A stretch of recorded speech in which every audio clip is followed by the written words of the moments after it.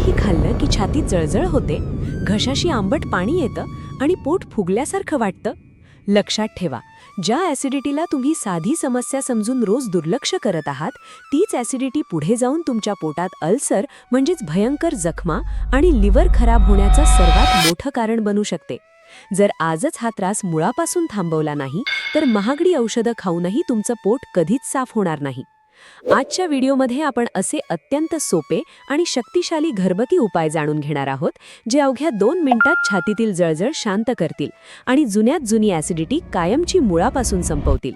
यातील तिसरा उपाय तर थेट तुमच्या पोटातील अतिरिक्त ॲसिड शोषून घेतो. ॲसिडिटी झटपट शांत करणारा पहिला पदार्थ आहे थंड दूध.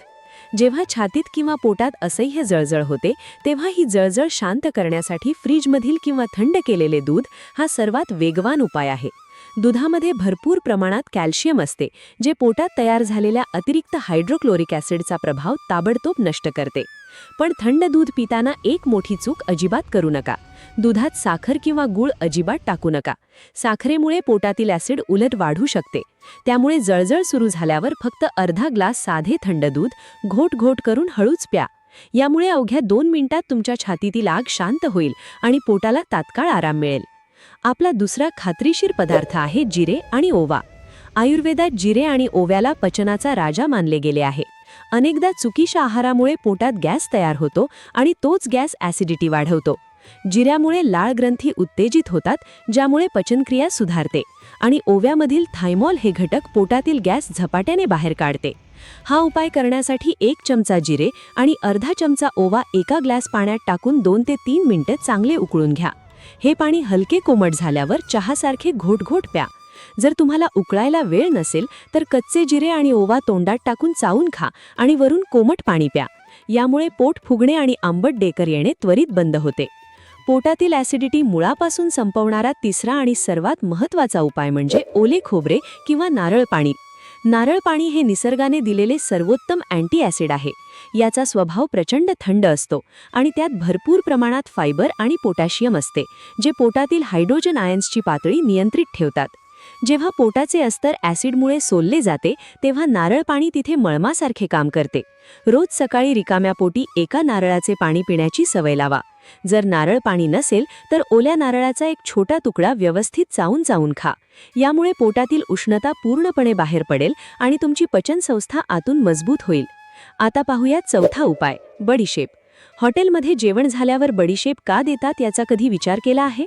बडीशेप केवळ माउथ फ्रेशनर नाही, तर ती पोटातील उष्णता शांत करणारे एक उत्तम औषध आहे. बडीशेपमध्ये ॲनेथॉल नावाचे तेल असते, जे पोटातील पेकडे आणि जळजळ त्वरित थांबवते. जेवण झाल्यावर रोज अर्धा चमचा बडीशेप न विसरता चावून खाण्याची सवय लावा. यामुळे तुम्ही खाल्लेले अन्न व्यवस्थित पचेल आणि पोटात अजिबात ॲसिड तयार होणार नाही. तुम्ही बडीशेप रात्रभर पाण्यात भिजवून सकाळी त्याचे पाणी गाळून देखील पिऊ शकता.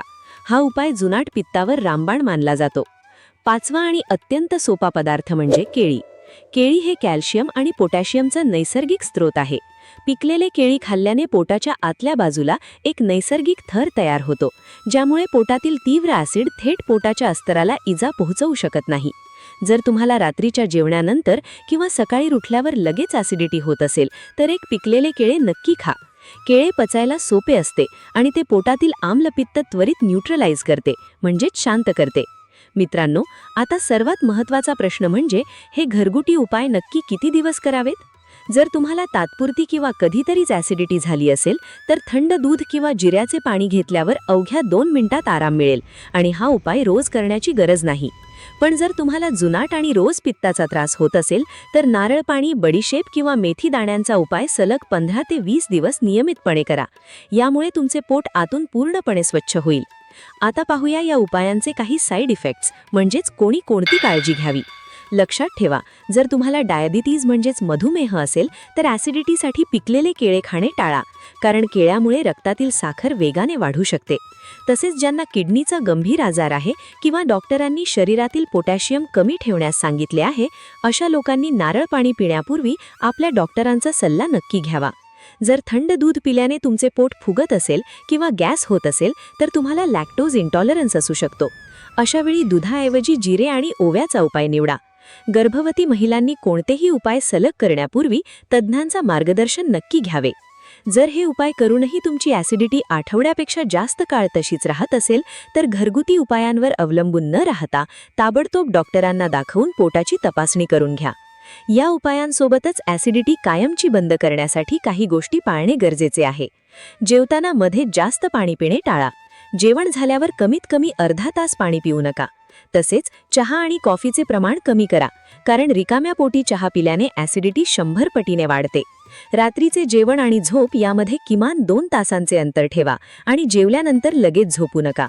तर मित्रांनो, हे होते ते सोपे घरगुती उपाय जे तुमची ॲसिडिटी 2 मिनिटात गायब करू शकतात. यापैकी कोणताही एक उपाय तुम्ही आजपासूनच सुरू करू शकता.